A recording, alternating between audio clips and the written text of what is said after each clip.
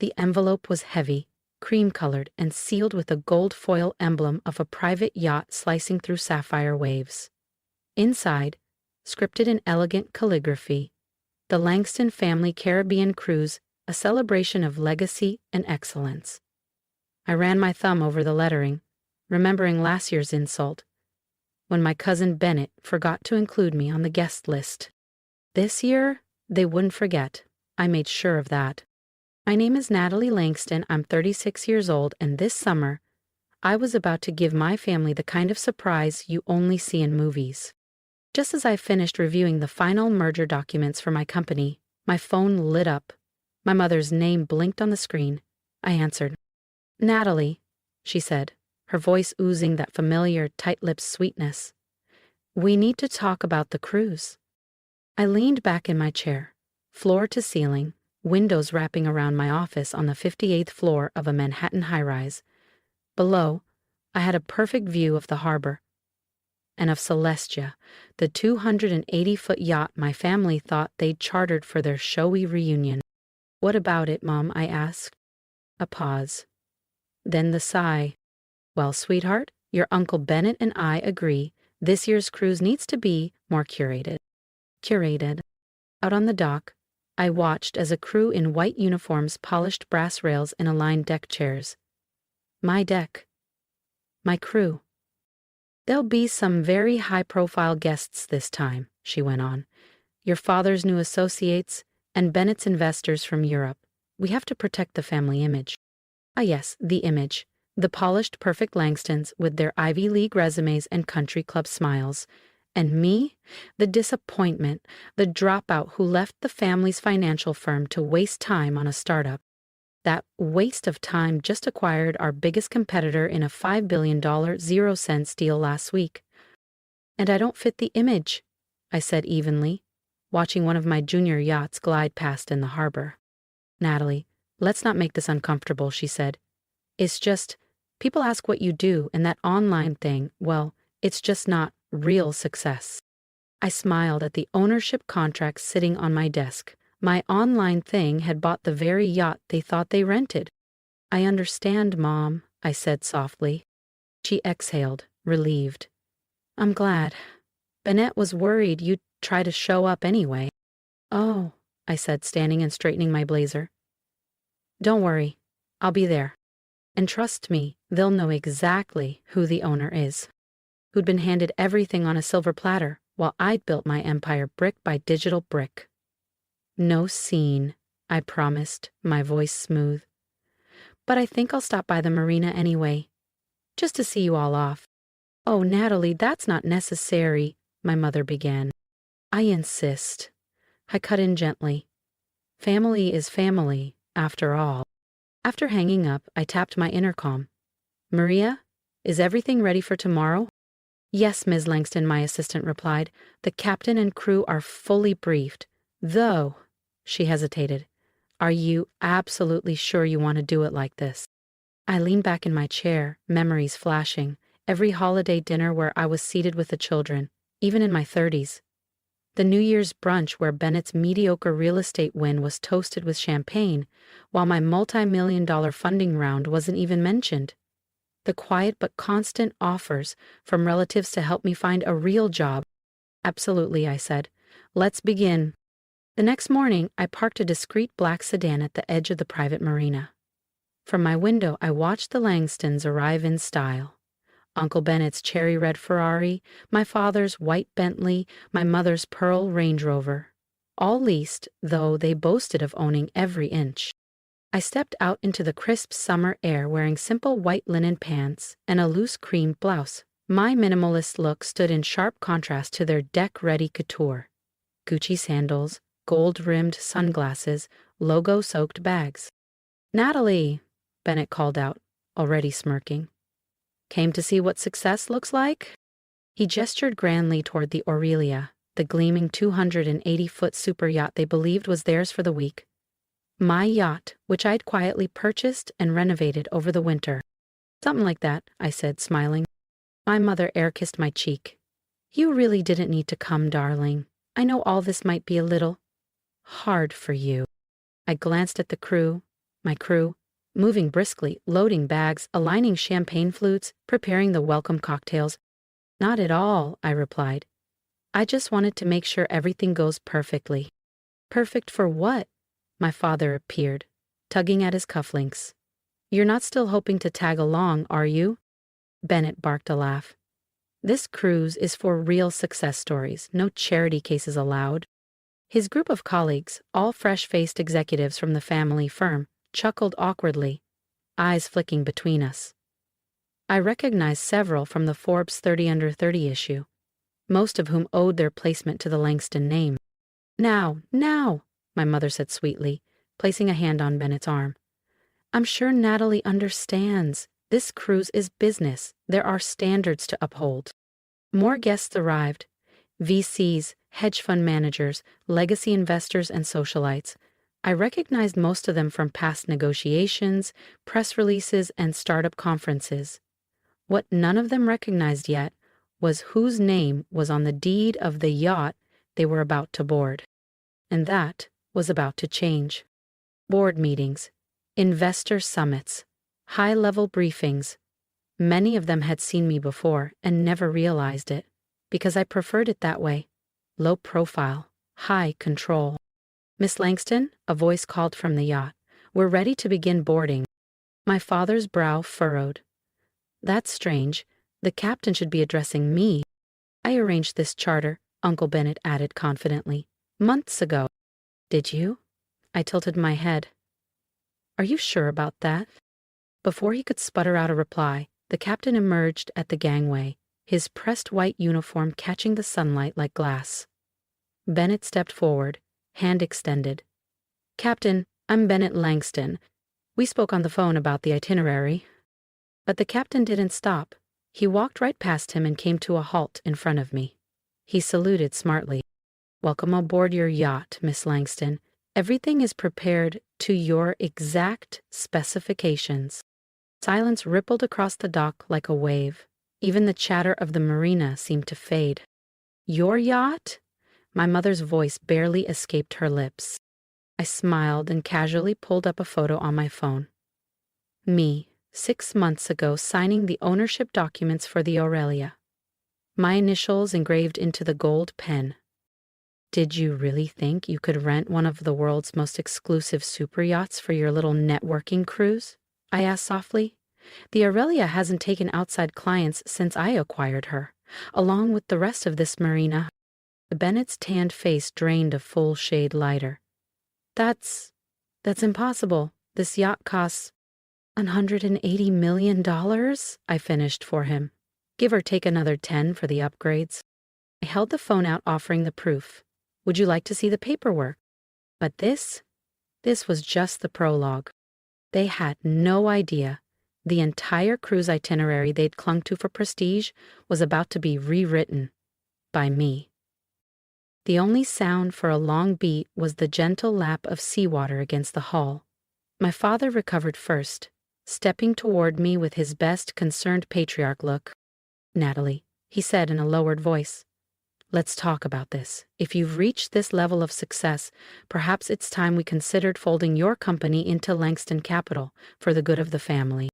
I laughed quietly, remembering the way he'd once tossed my pitch deck into the trash without reading past the first page. You mean the business you called a delusion 5 years ago? I asked. The one that didn't deserve the Langston name? He waved a hand dismissively. The past is the past. We're talking about legacy now. I turned to face him fully, voice calm but unshakable. Exactly, I said, and I'm here to redefine it. If you think this shocked them, wait until you see what happened once we set sail. Subscribe to the channel so you don't miss the moment everything changed. Let's talk about legacy, I said, turning to face the circle of guests gathered on the dock. Some were whispering behind their sunglasses. Others stared in open shock. 6 years ago, I pitched my tech startup to Langston Capital. I glanced at my father and Uncle Bennett. They spent 20 minutes explaining why it would fail, then offered me a job as Bennett's assistant. He shifted uncomfortably, suddenly very interested in his cufflinks. What they didn't know? I'd already locked in 3 rounds of funding. By the time they wrapped up their lecture, I had $50 million, 0 cents, in venture capital lined up. My mother's signature social smile faltered.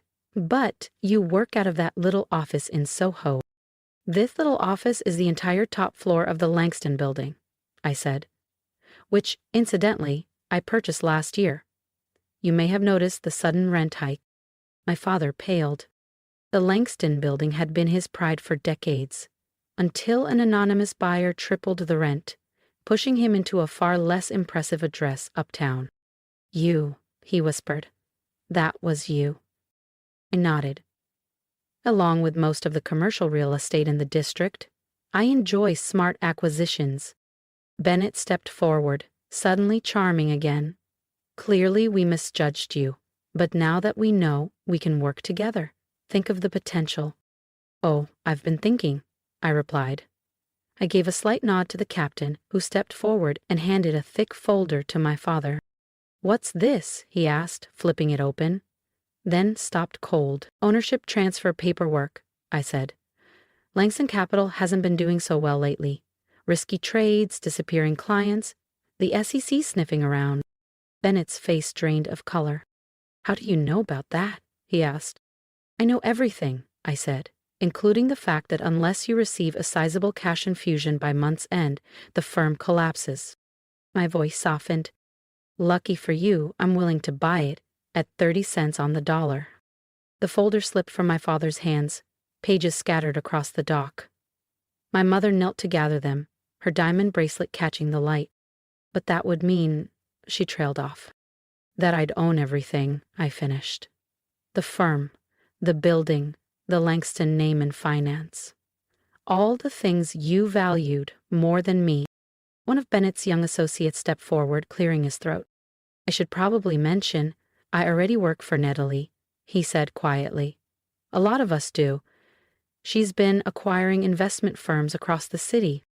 Several more guests nodded, some physically stepped away from my family and moved subtly toward me.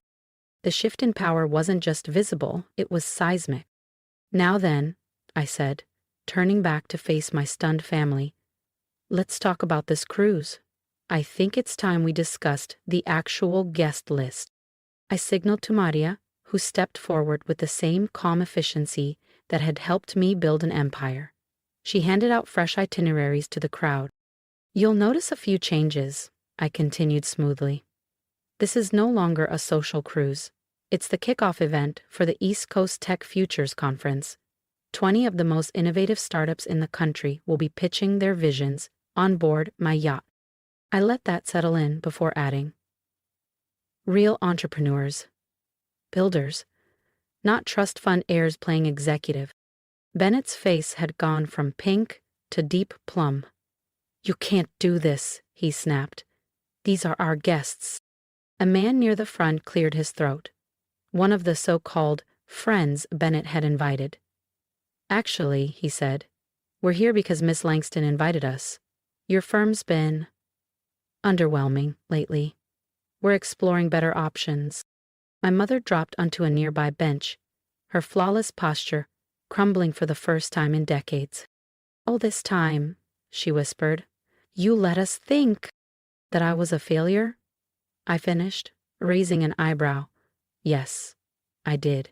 I wanted to see how far you'd go, how much you'd enjoy dismissing me. Think of it as a social experiment. My father's voice cracked. An experiment? I nodded. And one you failed spectacularly. I turned to the captain. Please begin boarding the actual guests. The dock crew moved into motion. My family stayed rooted. The Langstons, I added, will be taking the tender back to shore. Bennett blinked. The tender? The small boat, I said, keeping my tone light. The big one's too expensive for people who call others failures. As my invited guests, tech founders, coders, investors, real builders, began boarding, I stopped my family with one last gesture. Before you go, I have something for each of you. I handed them matching envelopes. Inside, a photograph. Them, on the dock, surrounded by wealth they didn't own, wearing expressions of stunned disbelief as the truth landed. Something to remember the day your daughter rewrote the legacy, I said with a smile. Oh, and Dad, regarding Langston Capital, you have 24 hours to accept my offer before I notify the SEC. I'm sure they'll be very interested in Marcus's creative accounting. You'd do that to your own family, my mother gasped. Family, I repeated. Was it family when you excluded me from everything? When you called me a disappointment? Silence. The funny thing is, I added, my little startup just hit a market cap of $12 billion, 0 cents. That's about 12 times what Langston Capital was worth. I glanced at Bennett. Before the embezzlement, of course. He made a choking sound. I turned to the captain. We're ready to depart. Your ride's waiting, I said, unless you'd rather swim. They turned reluctantly. My mother paused at the edge of the dock, her heels wobbling slightly on the planks. Natalie, we're sorry. We didn't know. That's the problem, I replied quietly. You never wanted to know. I watched as they boarded the tender, a small, unassuming boat, now weighed down by expensive luggage and heavier egos. They looked like mannequins from a broken window display, designer clothes, defeated stares, fading status. Then I turned and walked up the gangway of my yacht, the Aurelia, my $180 million, 0 cents Declaration of Independence. Maria met me at the top. Everything's prepared, Miss Langston, she said. Though, was the tender necessary? They could have called a car, I said, smiling faintly as the little boat bobbed in our wake. But a short ride in humility felt more fitting. The next week, every major business publication ran the headline, Tech billionaire Natalie Langston acquires family firm and rewrites the rules. The photos were everywhere. Me at the helm during the sunset cruise. Panels of young founders pitching ideas on deck. 8-figure deals inked over champagne. The SEC investigation hit just days later. Bennett faced criminal charges. My father's name lost what little credibility remained. The Langston legacy in finance crumbled. But I left them one final gift. When they returned home, each of them found a small box on their doorstep. Inside was a miniature model of the same tender boat they'd been forced to ride, down to the chipped paint and scuffed seats. Tucked inside, a handwritten note. Success isn't about the size of your boat, it's about the size of your vision. Thanks for the lesson by example. 1 year later, an invitation arrived. A family dinner. Held at a modest Italian restaurant in Midtown. No yachts, no photographers. I went, same white blouse, same linen pants, but the air in the room had changed. Marcus, now noticeably thinner in his off-the-rack shirt, approached me cautiously. Natalie? I'm sorry. I looked at the brother who had once called me a joke. Sorry you dismissed me? I asked. Or sorry you lost everything because of it? He didn't respond. I stood up, lifting my glass. Success isn't about yachts or real estate or family names. It's about grit, vision, and having the strength to believe in yourself when no one else will. Paused, letting the silence land. Remember that the next time you're tempted to call someone a failure. As I stepped outside, my phone buzzed with breaking news. My incubations launches tech incubator for overlooked entrepreneurs. The photo showed the new facility, full of creators like I once was, dismissed, underestimated, ready to change the world. Sometimes the biggest win isn't just proving them wrong. It's giving others the chance to prove themselves right. And ask for that little internet thing they mocked? It just acquired its 20th company. But who's counting? Well, maybe Marcus is. From the mailroom, entry level, of course. No legacy hires allowed. If you've ever been underestimated, pushed aside, or called a failure, drop a comment below. I want to hear your story. And if you believe in quiet strength, long games, and making your own legacy, support mine. Subscribe, share, and remember, never let someone else define your worth.